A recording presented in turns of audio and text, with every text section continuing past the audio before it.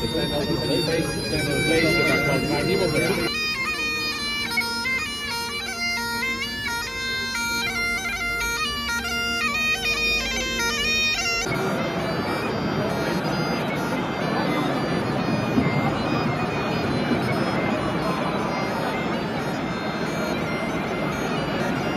ako ngayon sa Whiskey Festival.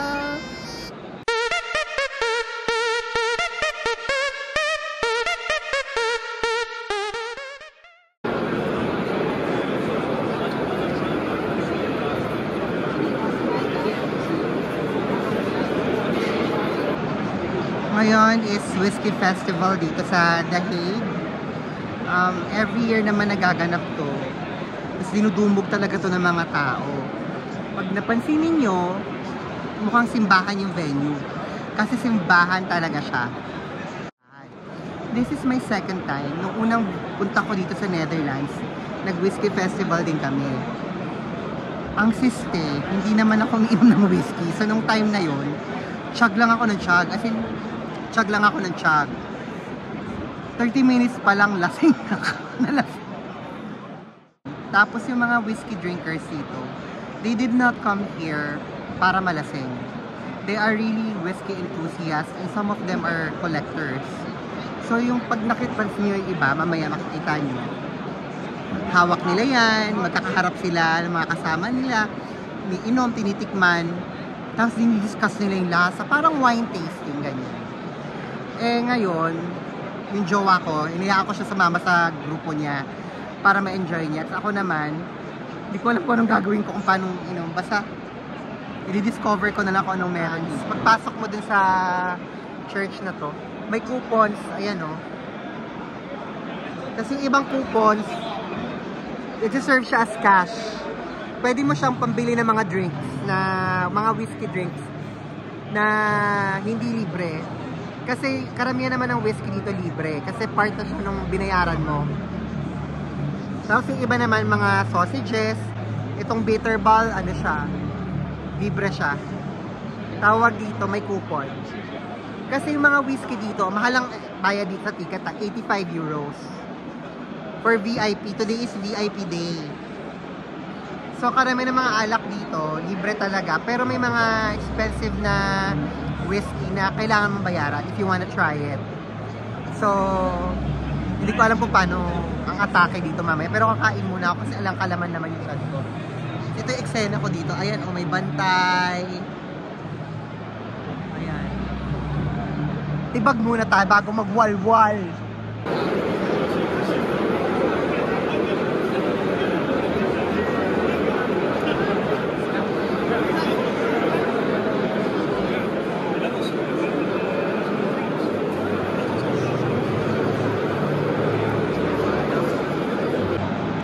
Hindi ko alam kung saan ako magsisimula na wala naman kasi kong idea sa whiskey.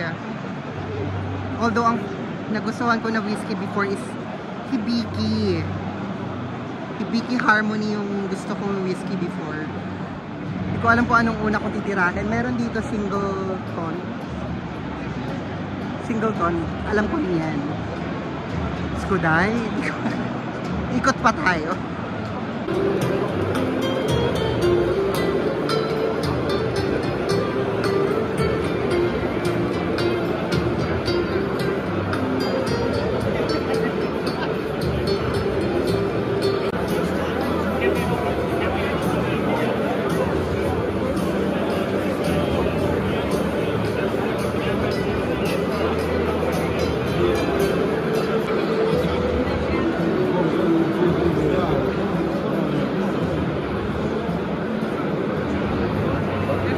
Alam niyo, ang tatangkad ng mga tao dito. Hindi ko makita yung mga mukha ng mga nakakasalubong ko. Puro dibdib. Ang tatangkad nila.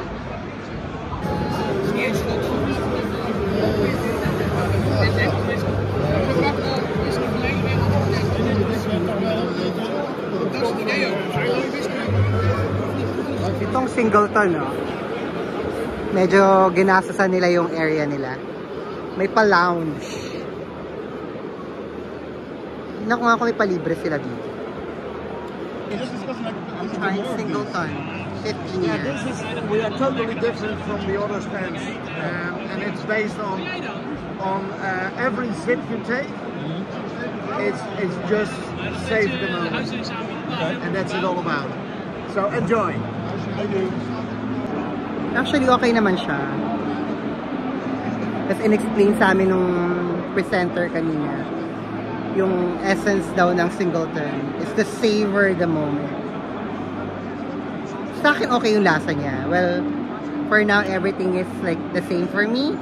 Pero yung dalawang kasama ko kanina, si Ramon at si Maurice, hindi nila gusto to. Hindi nila gustong brand. Specifically itong brand na to, hindi sila fan. Nung natikman nila, 15 years na to hindi daw nila bet. Ewan ko ba, ano bang kailangan malasahan? Eh for me, lasang alak lang siya. So my name's Ali. My brother Gordon and I started Turntable Spirits just over a year ago. We're focusing on small batch blended whiskey. So everything natural colour, non-chill filter, and we try to be very, very transparent. So actually say what is going into the blend. So what percentage, which distillery, and what cask type. So very, very unusual. But hope you guys enjoy.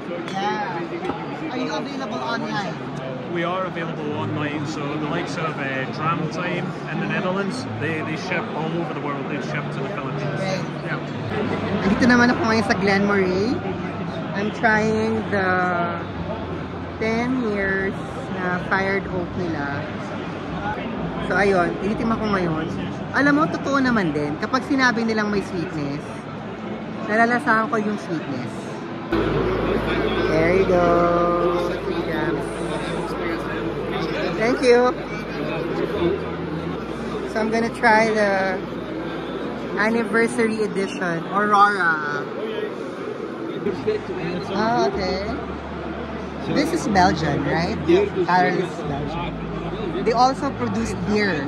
Yeah, we're famous for our beers. Oh, we brew beer for almost 600 years now. 600 years brewing beer. Yeah. And it's in the family now for 152 years. Yeah. And we started our distillery in 2010, so we're quite young distillery. Yung Carlos, hindi ko bet. Sayang yung binayad ko. May bayad to, 3 na tickets, 3 na voucher. Yung mga libre kanina, yun yung gusto ko. Ngayon hindi ko gusto to. Luge. Pero masarap yung beer nila. Yung Carlos, masarap yung beer nila.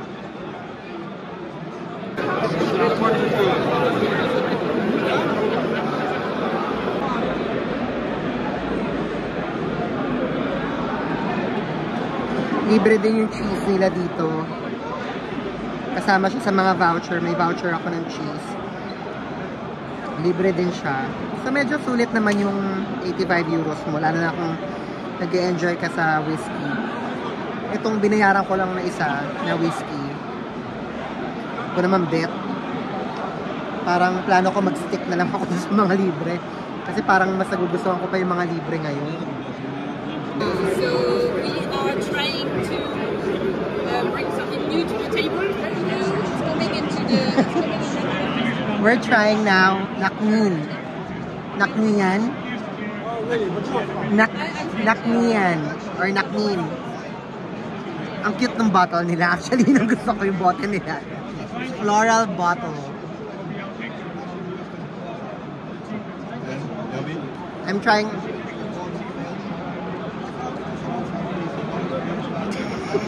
Okay lang.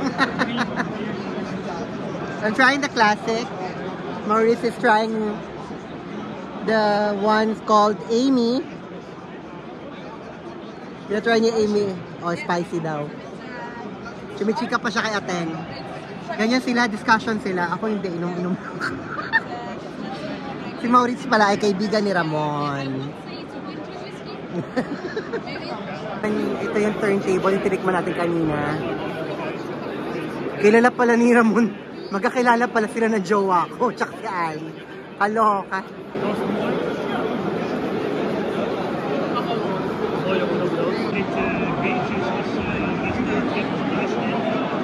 Yung mga table dito, may libreng tinapay. To fill you in daw. Para hindi ka malasing agad. Pangit ng pulutan, tinapay.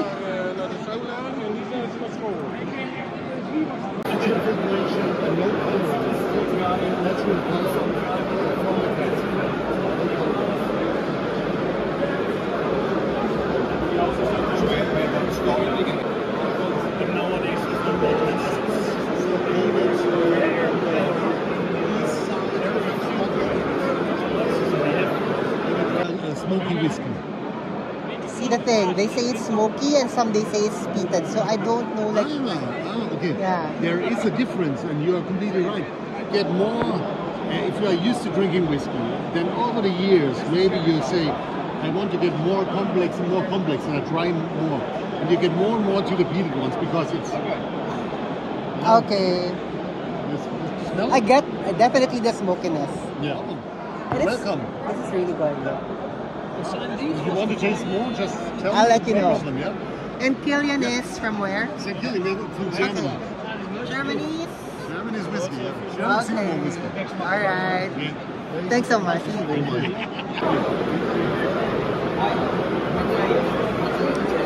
May pa-sausage din dito at may libreng sausage din ako dito, you know. Hello! I'm gonna get one. Thank you. Alright, thank you. May pa-sausage din sila dito. Kuha lang ako doon. Alam nyo, marami-rami na rin ako naiinom. Hindi ko lang navi-video lahat. Minsan kasi sobrang daming tao. Sa pagkakuha ko ng glass, or nung shot, di na ako chumichika, lumalarga na ako, may inom na lang ako. Pero minsan, pag hindi masyado maraming tao dun sa booth, ayan, may makikipagkwentuhan ako, tatanong-tanong ng questions. Surprisingly, pag dinidescribe nila sa'yo yung mga i-expect mo na lasa sa whiskey, nakukuha mo talaga. Katulad kanina, sinabi niya you expect like flavor of vanilla on top of the smokiness. Nalalasahan ko nga siya. Hindi ko alam kung nag-utu-utu lang ba ako, pero nalalasahan ko talaga yung smokiness. Totoo yun, lasang-lasa, as in parang umiinom ng uling na amoy usok talaga. Pero surprisingly, nung sinabi niya, do you taste the vanilla on top of it? Dahil nalasahan ko talaga. Pero medyo nakakarami na ako ng inom, kaya titibag muna ako ng sausage. Ang dami. Tibag-tibag. Tsaka ano, ang dami ng lasing. Medyo ngenge na yung iba, masaya na sila masyado. Mel! Kavalan from Taiwan.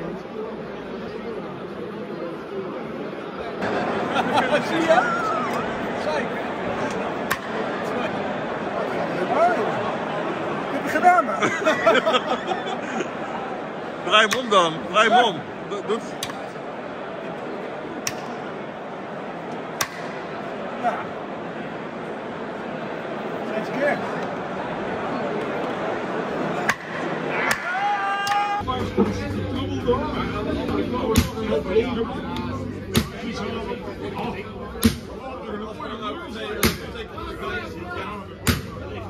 Nagbubuo siya ng whiskey barrel.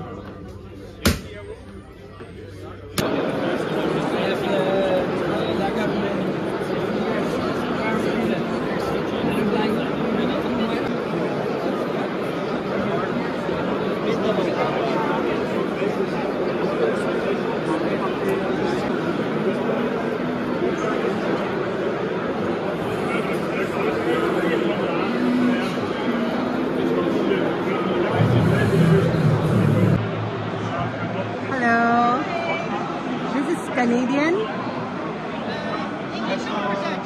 English. My Dutch is so bad. This is sortilege. It's made with malt. It's made with maple syrup. Maple syrup.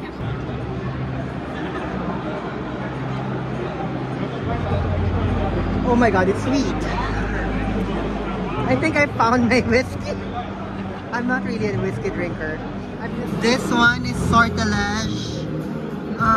It's expected to have the taste of wild blueberries. Wild blueberry And and maple syrup. maple syrup still.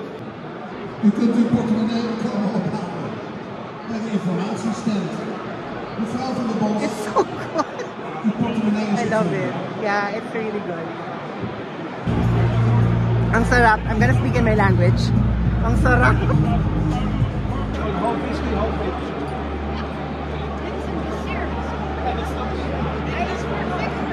Uy, ang sarap.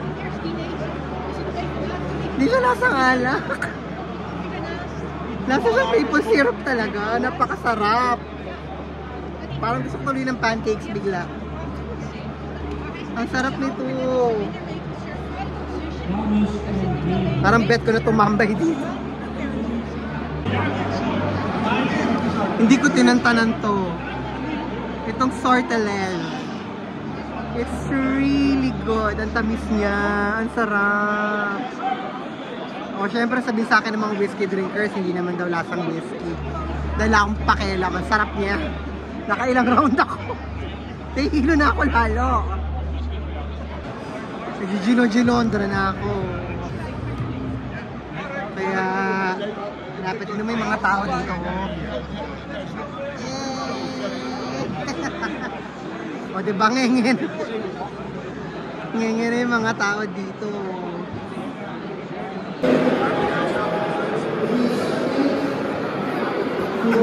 Ano ba yan? Nahanap ko na yung jowa ko, pati yung kaibigan niya. Lasing na sila. Ang saya-saya na nilang dalawa. Ayan. Susundan ko na lang yung dalawa. Mga lasing na eh. Kung may tama ako, sila lasing na. Yay!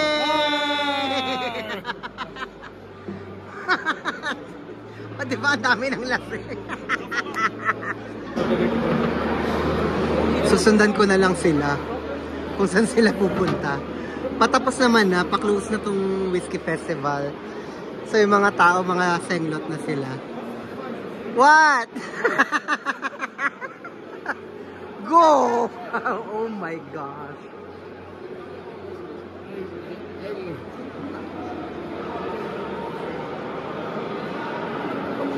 Ayan o, may mga tinapay. Mas dukot-dukot lang sila. You're rich! Please! Are you gonna come as well? Wala na. Sira na yung mga kasama ko. So, ayan sila o. Kung ano nang pinagagawa. So that's it for now, guys. Medyo may tama na ako, pero grabe yung mga kasama ko. O, say bye-bye first. Bye-bye! Bye-bye. Yay! Okay. O, sige na, bye-bye na. Baliw na to. Bye-bye na. Until next time.